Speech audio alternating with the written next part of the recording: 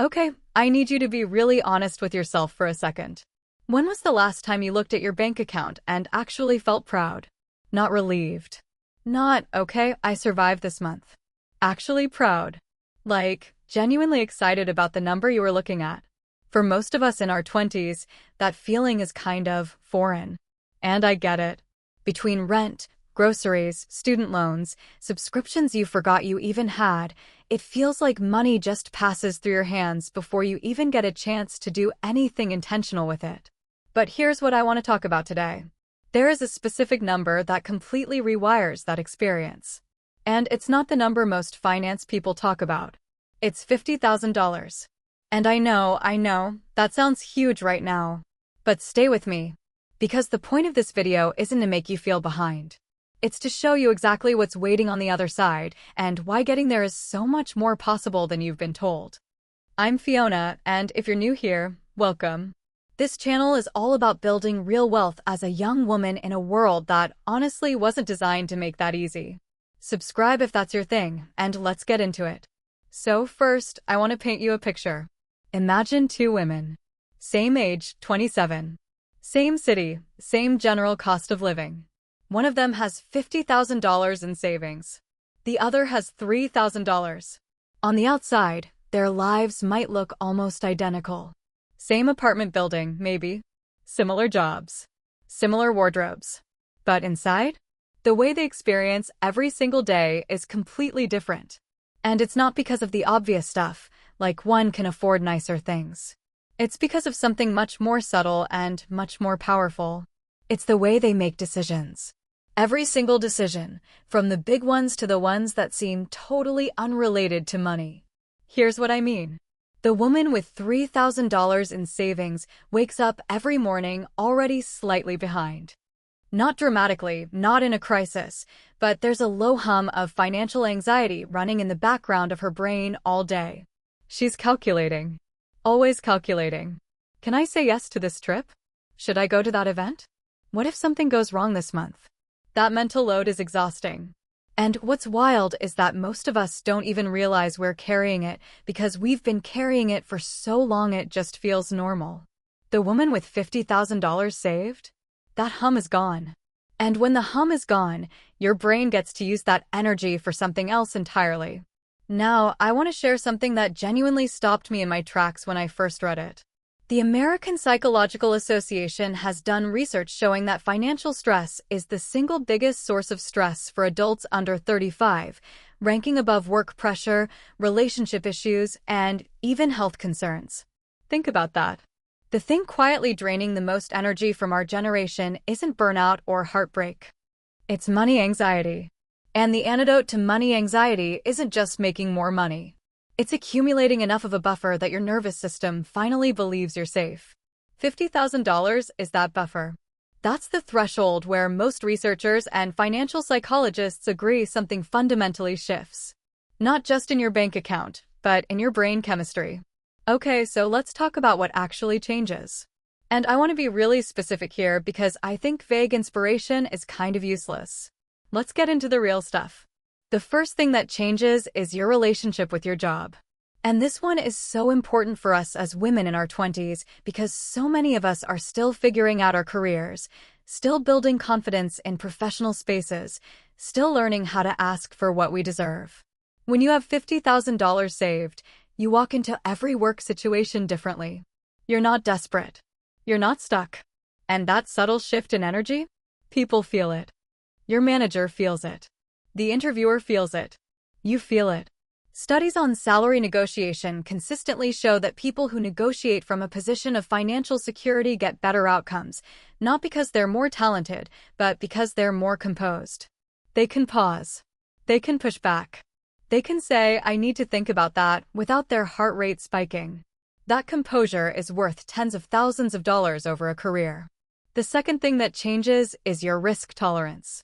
And I want to reframe what risk even means here, because I think we've been sold a weird story about it.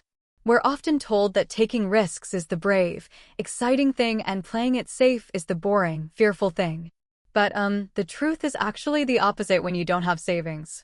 When you have no financial cushion, every risk feels like a threat to your survival.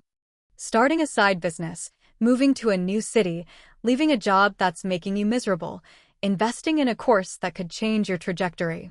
Without savings, all of these feel terrifying because the downside is genuinely catastrophic. But with $50,000 behind you, these same moves become adventures, not threats. You can try things. You can pivot. You can make a bold decision and have the runway to recover if it doesn't go perfectly. That's not recklessness. That's actually what freedom looks like. I want to tell you about something I call the invisible ceiling. It's the thing that keeps so many talented, capable, ambitious women from actually reaching the life they want. And it's not glass. It's not society. I mean, yes, those things exist, but this one is internal. The invisible ceiling is the constant low-grade belief that you can't afford to take up space. You can't afford to ask for the raise. You can't afford to leave the bad situation. You can't afford to invest in yourself. And that belief gets reinforced every month when your savings account barely moves. But the moment you hit $50,000, that ceiling starts to crack. Because now you have proof. Actual, tangible, numerical proof that you are someone who builds things. And that proof reshapes your entire self-concept in a way that no motivational quote ever could. Now let me get really practical with you, because I don't want this to just be inspiring. I want it to be useful. The most common question I get is, Fiona, how do I actually get there? And my honest answer might surprise you. The strategy is not the hard part. The hard part is what happens between your ears. Here's what I've seen work. The women who actually reach $50,000 in their 20s don't save dramatically. They save consistently. There's a massive difference.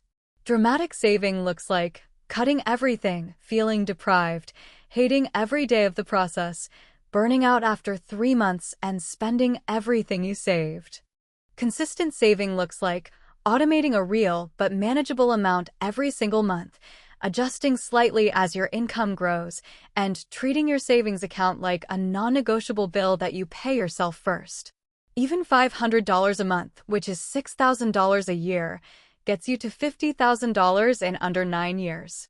Add even a modest return from a high-yield savings account or index fund, and you're getting there faster. Increase your contribution by even a little each year as your income grows and the timeline shrinks dramatically. This isn't a 10-year slog. It's a buildable, achievable, genuinely exciting project.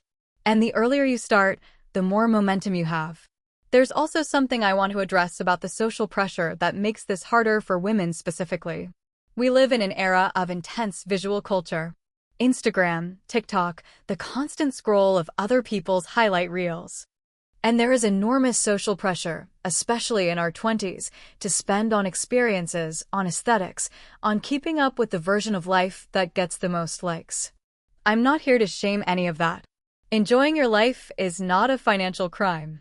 But I do want you to see the trade-off clearly, because I think a lot of us are making it unconsciously. Every $1,000 spent performing a lifestyle is $1,000 not working toward your actual freedom. And freedom, real financial freedom, is genuinely more beautiful than any aesthetic you could ever post. Here's the thing about $50,000 that I think is the most exciting part, and it's the part most people never get to experience. It's not what the money does. It's what the money represents. It represents a version of you that made a decision, hundreds of times, in hundreds of small moments, to choose her future over her present comfort. That's not a small thing. That's a character trait. And once you've built that trait, it doesn't stop at $50,000. It carries you to $100,000, to investing, to owning property, to generational wealth.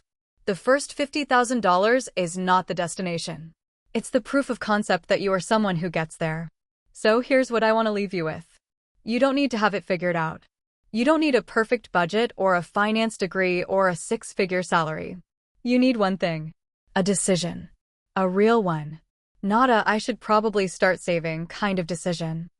This changes starting now kind of decision. Because the version of you that wakes up with $50,000 in savings? She exists. She's just waiting for you to start building her. If this resonated with you, share it with a friend who needs to hear it. Leave a comment and tell me what your savings goal is right now. I love seeing where you all are in your journey. And I'll see you in the next one.